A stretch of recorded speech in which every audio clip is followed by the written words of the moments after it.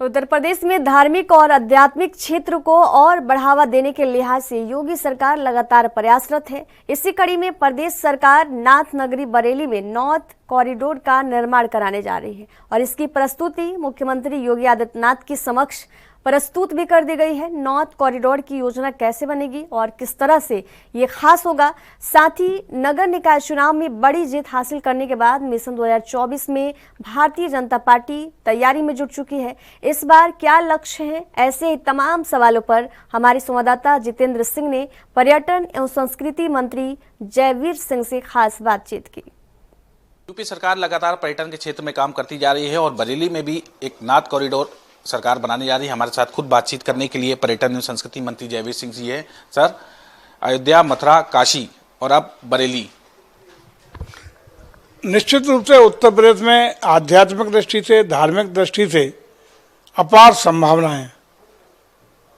यहाँ हम लोगों को अपनी जो धरोहर है, सनातन परंपरा संस्कृति है, पौराणिक हमारे जो स्थान है, उनको डेवलप करके जनता को समर्पित करने का भाव को लेकर के उत्तर प्रदेश सरकार कटिबद्ध है और इन स्थानों को संवर्धन करने का काम निश्चित रूप से करने का उद्देश्य के साथ हम लोग आगे बढ़ रहे हैं।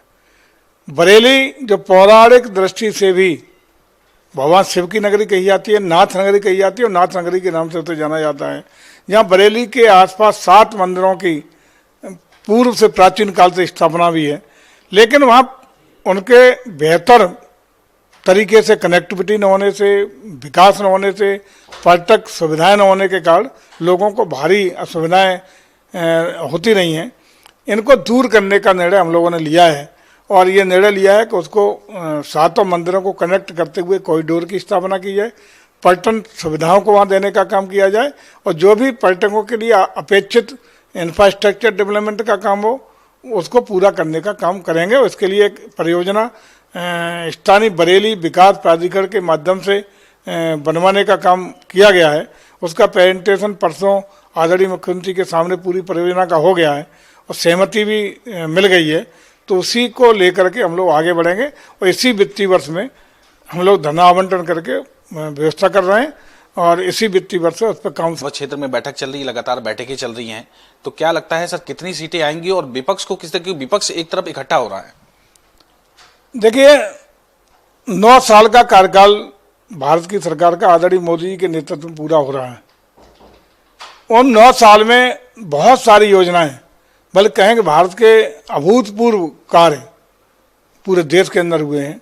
उन कार्यों को आम जन सरोकार से जोड़ने के लिए, जनता को जागरूक करने के लिए और जनता के बीच पहुंचाने के उद्देश्य से हम लोग ये बैठकें कर रहे हैं, जिसमें हमारे राष्ट्रीय पदाधिकारी से लेकर प्रदेश के पदाधिकारी उसमें नेतृत्व कर रहे हैं और हमारे माननीय जनप्रतिनिधि, चाहे सांसद हों, विधायक हों, मंत्रियों, उनको जिम्मेदारी दी जा रही है, संगठन को जिम्मेदारी दी जा रही है कि इन योजनाओं की जानकारी आम जन तक पहुंचाने का काम कर सकें।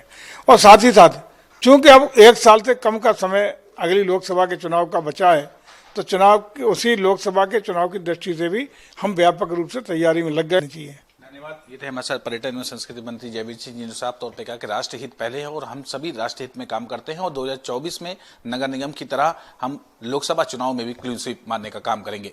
कैमरा पर्सन दानिश के साथ जितेंद्र सिंह, ANB न्यूज, लखनऊ।